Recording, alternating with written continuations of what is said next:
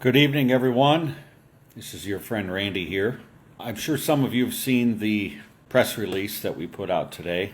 I want to talk a little bit about that and how we're going to be approaching some things in this campaign. I think it's important for voters to be able to take a look at public policy. One of the things that's very difficult for people to follow along with on the news are actual policy objectives because all we hear about are opinions. My goal in this election is to make sure that we are focused on the voting record of your current congressman and that we take a look at how we contrast that. Not looking to make personal attacks, but I think that things that I do, things that he does in public life are all open for evaluation and analysis. So tonight I want to go over a really important bill that unfortunately the Congressman Mervan voted against.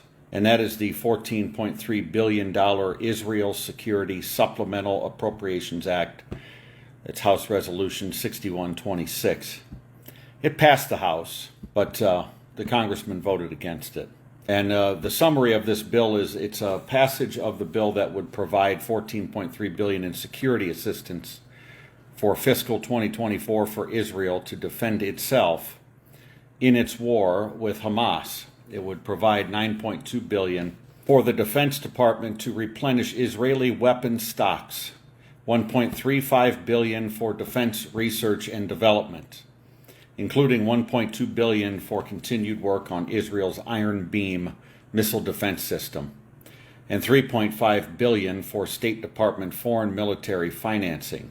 The bill would also provide approximately $150 million to enhance security at U.S. diplomatic facilities in Israel and other nations in the Middle East, and provide $50 million for emergency evacuation of U.S. government personnel and citizens in Israel, as well as surrounding countries impacted by the war. Here's the part here that I think really kind of set off the Democrats on this one was it would offset funding by rescinding an equal amount of IRS funding provided in 2022 under the Inflation Reduction Act. And it passed by a vote of 226 to 196, with the Republicans voting 214 to 2 in favor, Democrats voting 12 to 194 against. Now, in my mind, I look at this bill as being very well done because we have balance in the bill.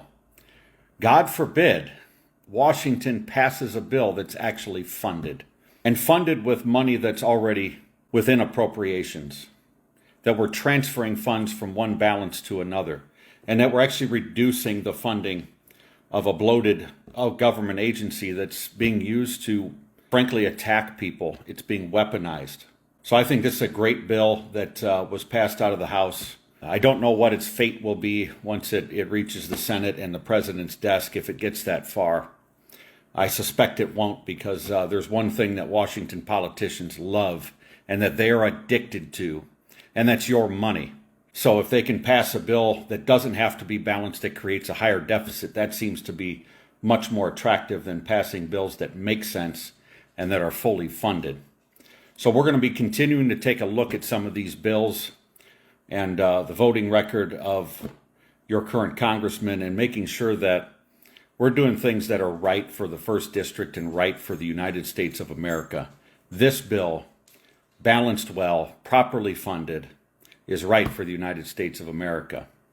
Make sure you hold your elected officials accountable. Thank you and good night.